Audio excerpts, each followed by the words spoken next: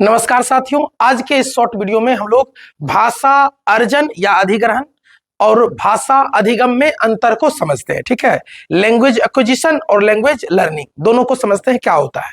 ठीक है, भाषा अर्जन या इसी को कहते हैं भाषा अधिग्रहण और दूसरा होता है भाषा अधिगम यानी भाषा सीखना क्या है। तो देखिएगा कि भाषा अर्जन जो है वह एक स्वाभाविक प्रक्रिया है या प्राकृतिक प्रक्रिया है या नैसर्गिक प्रक्रिया है।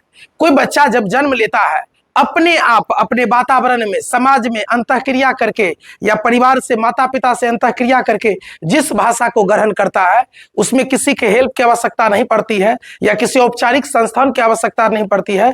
बच्चा अपने क्षमता से धीरे धीरे उस भाषा को अर्जित करता है, अपने से सीखता है, अंतःक्रिया द्वारा सीखता है, तो उसी को कहते हैं अर्जन।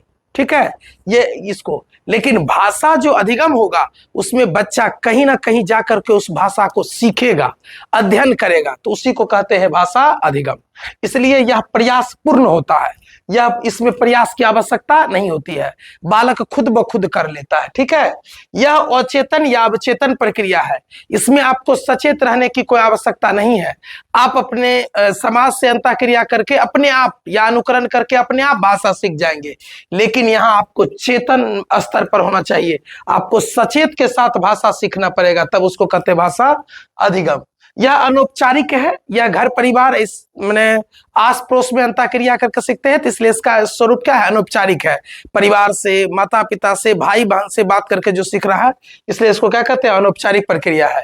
यह औपचारिक है कि बच्चा घर से निकल करके विद्यालय में या कोई औपचारिक संस्थान में जाकर कर कोई चीज सीख रहा है, नियम कानून सीख रहा है या भाषा सीख रहा है, तो उसको कहते हैं औपचारिक। इसलिए भाषा अधिगम कौन हो जाएगा, औपचारिक।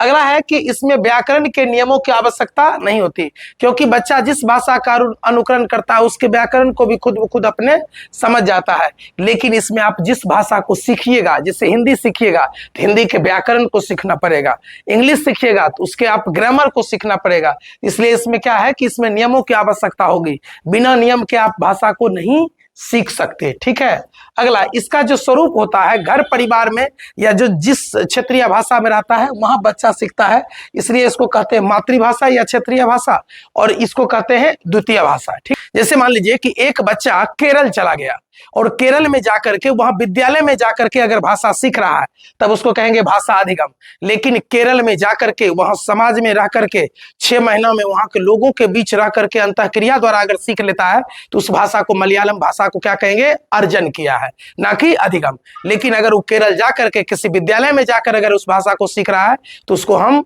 अधिगम कहेंगे।